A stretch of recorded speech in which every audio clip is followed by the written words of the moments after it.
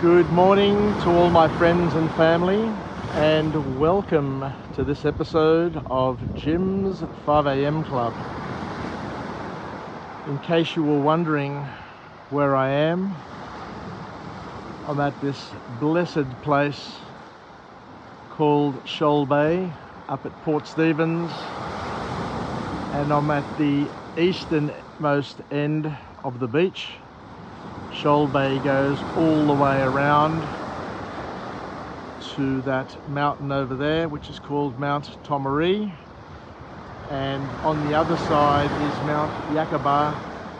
So we've got those two prominent landmarks that mark the entrance to Port Stephens, and as you can see, it's a most beautiful autumn day here on the mid-north coast.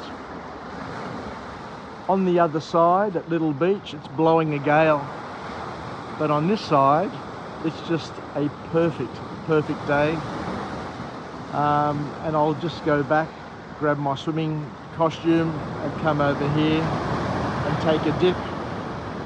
One of the beauties of being up here at Nelson Bay is that because there are so many beautiful beaches, so many wonderful, pleasant swimming locations, you can pick and choose dependent on the weather. I remember years ago I worked with a fellow, his surname was Robertson, Jeff Robertson, that's right, Jeff Robertson. And he always used to tell me that whenever I'm up here at Nelson Bay, to always come over here to Shoal Bay and have a morning swim, because you've got the morning sun, and it's just a beautiful lesson that I've observed over the years, and it's one of the secrets of living up here. I haven't seen Jeff for a number of years. I last worked with him when I was at Telstra back in the mid-90s, and he was fairly advanced in his years back then, but I hope he's well, and I look forward to bumping into him again someday, whenever, to reminisce and to chat about the good old times.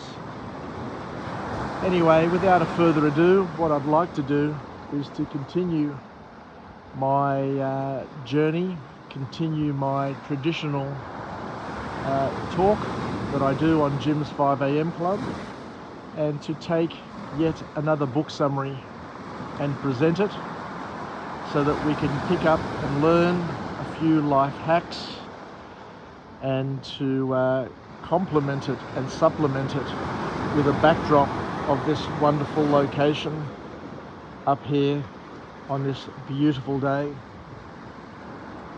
The book that I'm going to go through today is entitled Keto Answers by an author named Anthony Gustin. And when I reflect over my life, I've had many ups and downs in terms of weight loss and weight gain.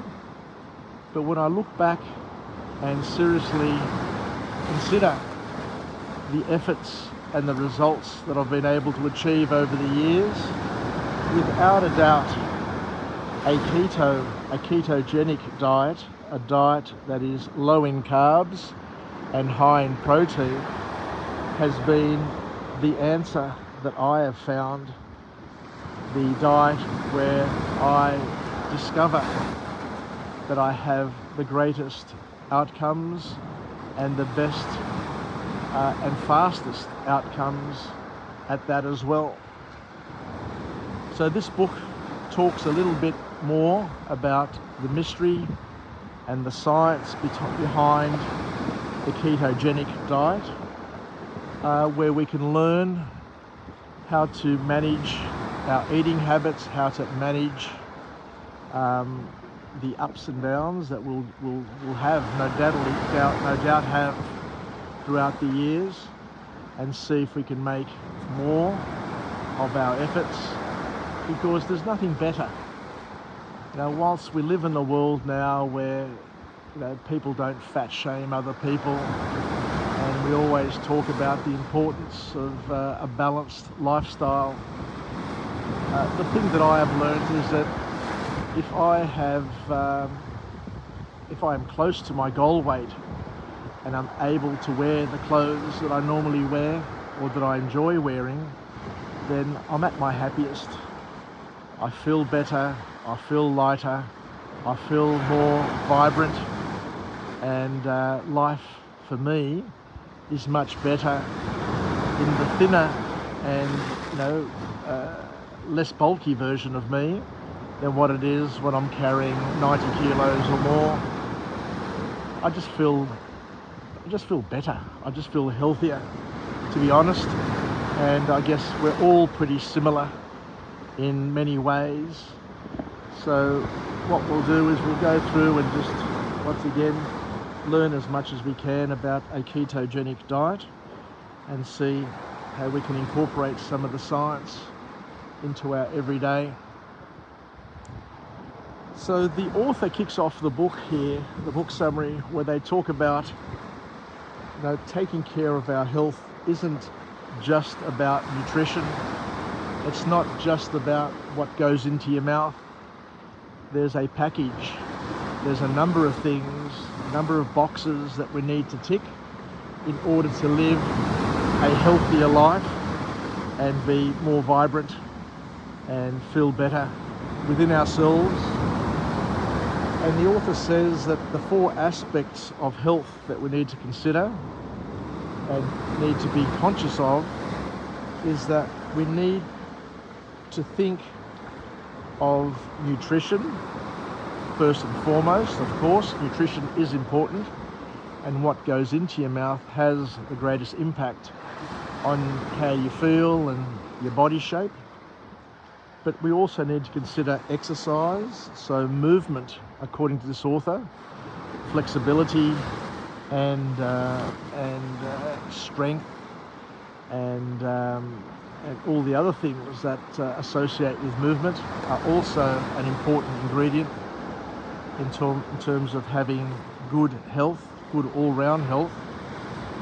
The author also touches on sleep quality, not only getting the right amount of sleep, but getting the right type of sleep. We need to have restful sleep. We need to have quality sleep, quality rest time in order to contribute to our health. And the last point that the author talks about, see you later mate, take care.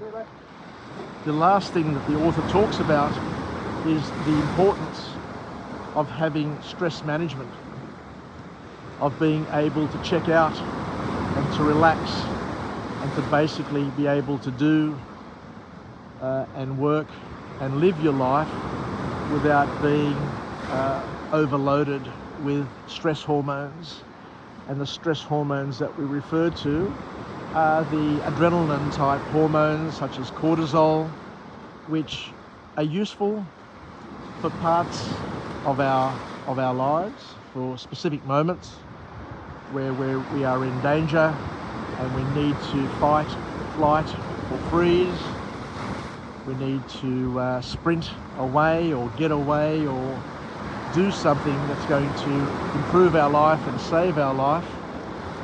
But what the author here alludes to is that a lot of us in this day and age tend to be in stress mode for far too much time, and those elements, those drugs, that cortisol that floods our bodies and floods our bloodstream is actually not all that good for us and creates stress on our vital organs and basically leads us to disease.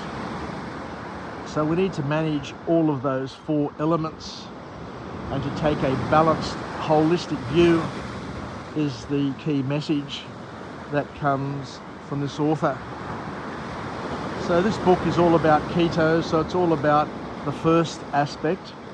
So let's spend a little bit more time dwelling on that first aspect.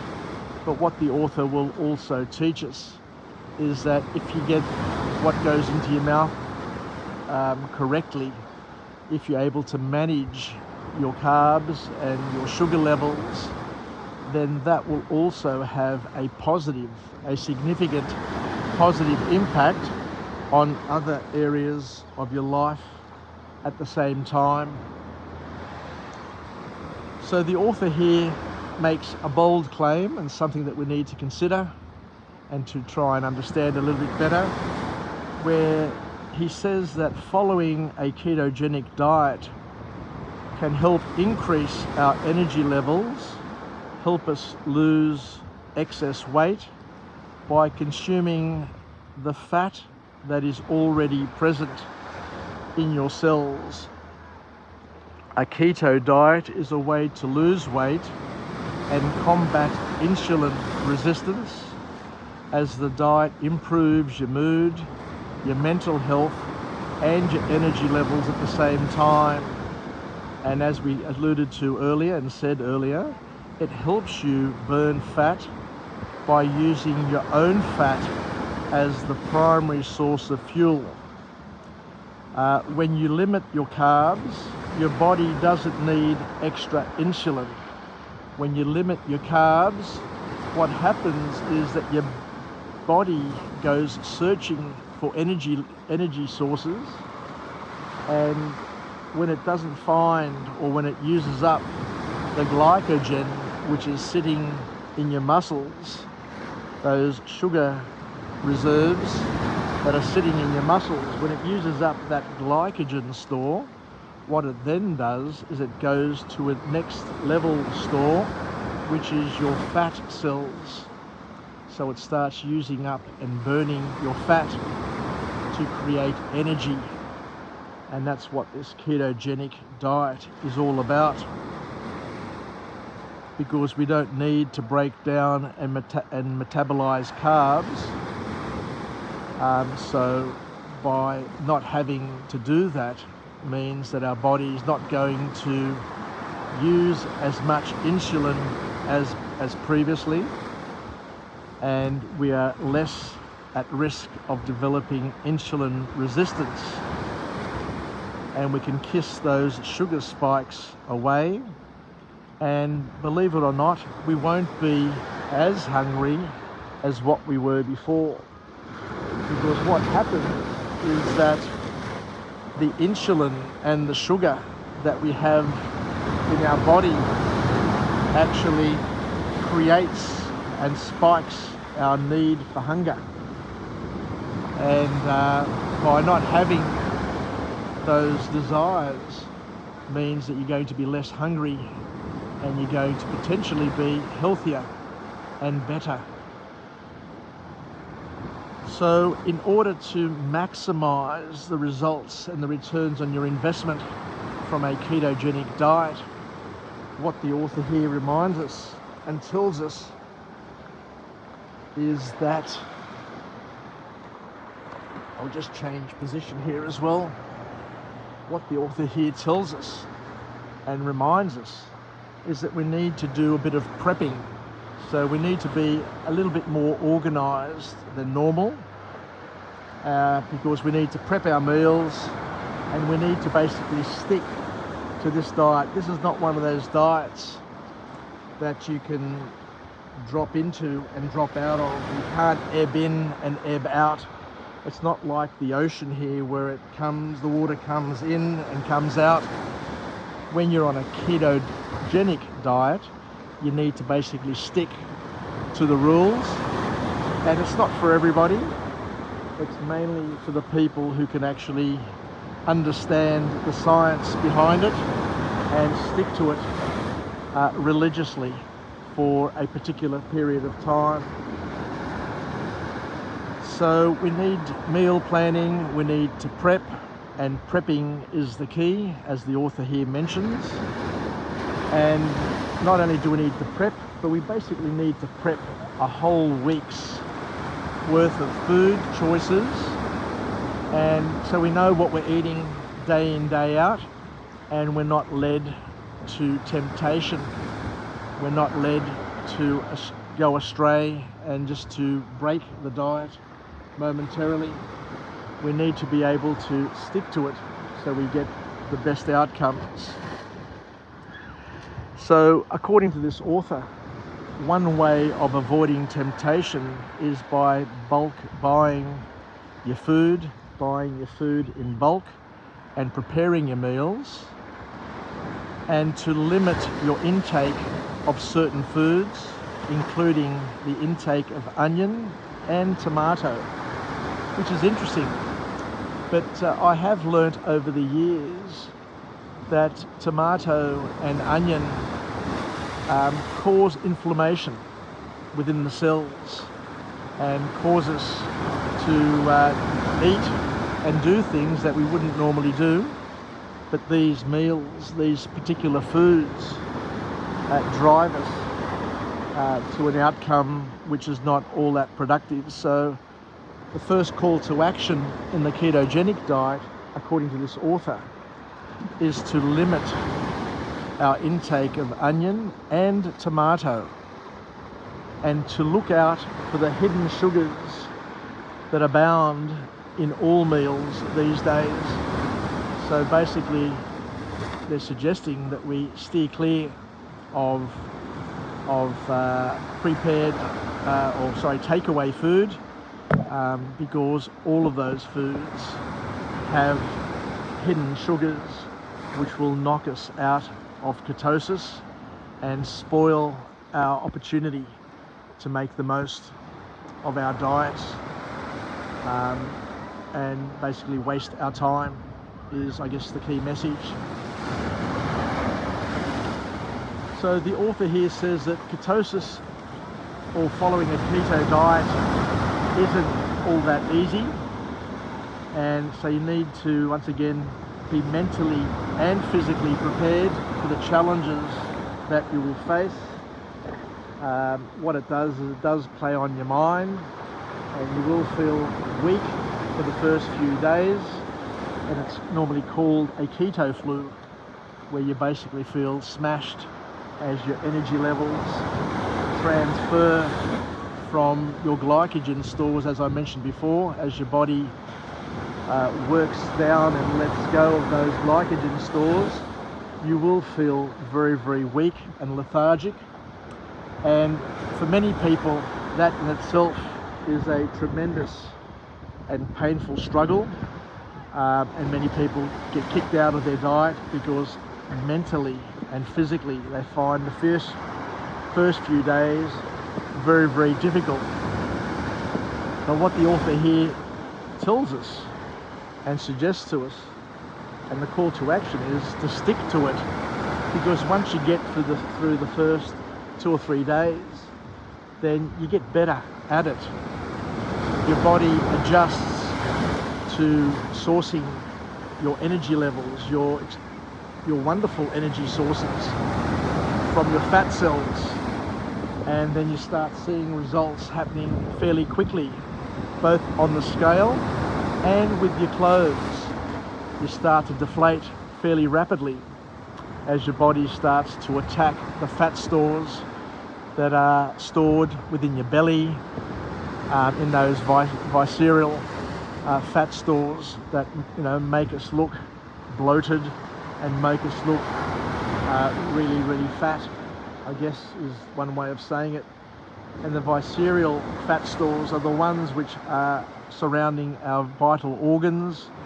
They're the ones which sit below your skin, below your muscle, and inside your belly, and surround your large intestine, your small intestine, your heart, your lungs, your kidneys, and all of those vital organs, and have a negative impact on your health. It's important to realize and to embrace that they have a negative impact on your health, and the longer your vital organs are surrounded by these oppressive visceral fat stores, then the more issues potentially you're going to have over time.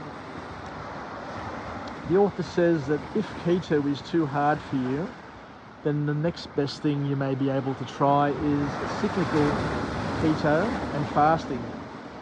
which needs, once again, strict compliance to a keto diet for it to work. And the cyclical component that the author talks about is where you have in your diet a calorie intake which is supported by 70% fat, or good fats, I should say, not just fat, but good fats, 20% protein, and 10% carbs. And it's like an intermittent fast. You can do it for 5 days, and then after that, take it easy for a couple of days, and then do it again for another 5 days until you build the strength and you build the resistance and you build your capability to be able to do it for longer and stronger. So the author gives us a couple of options here. And with the intermittent fast that the author suggests is that we should be eating less than 16 hours a day and restricting our eating from noon to 8 p.m. And we need to do this. We need to be able to cut our carbs and to minimize our eating in order to curb our hunger. Our body will respond positively. There's no doubt about it. Our bodies will respond in a productive and positive way, but we need to give it some time, not too much time, but as I say, the mind will play tricks on you, and for the first few days you may have a headache, you may feel lethargic, you may feel very, very weak, but the author promises us if we stick to it religiously, we will get through it, we will get used to it, and we will get better at it. So once again, thank you very much for joining me on this episode of Jim's 5 a.m. Club. It's been another great opportunity to be able to chat to you, perched up here on the rocks on this beautiful day, in this beautiful location. I wish you all the very best for the rest of the Easter weekend, and in taking a strong message from today, we need to consider once again what we eat, how we eat, when we eat, and to take charge of our health, take charge of our diets, and take charge of the 4 aspects that the author talked about in terms of our health. So once again, Yassas, take care, wishing you all the best. May we live long, may we live strong, may we be healthy and happy, and may we make the most of every opportunity as and when it presents itself, so that we can live, learn, and pass it on. So I hope today was useful. I know that I, as I mentioned before, have had significant breakthroughs and great outcomes by religiously following a ketogenic diet where it's mainly protein, good fats, and minimizing carbs. Every time I go on one of these diets, I do get some significant outcomes and returns. And I've put a bit of weight on now since COVID, I must admit. I had a few health issues a couple of years ago, but now what I want to do is I want to take charge of my eating and on my diet and try and lose a bit of that excess weight, which when it's all said and done, if you're carrying 10, 12, 15 kilos extra every day, that is a huge impost. That is a huge burden on our limbs, on our joints, on our heart, on our lungs, and on our self-image as well, if you look at it that way and consider it. So take care, wishing us a wonderful rest of the weekend, and I look forward to coming to you from a different location with a different message of empowerment, where we can enjoy the wonderful places that we have here in Australia and wherever in the world we may be travelling, so that we can live, learn and pass it on, as I mentioned, and to enjoy God's creation. Yasas, take care, and bye for now.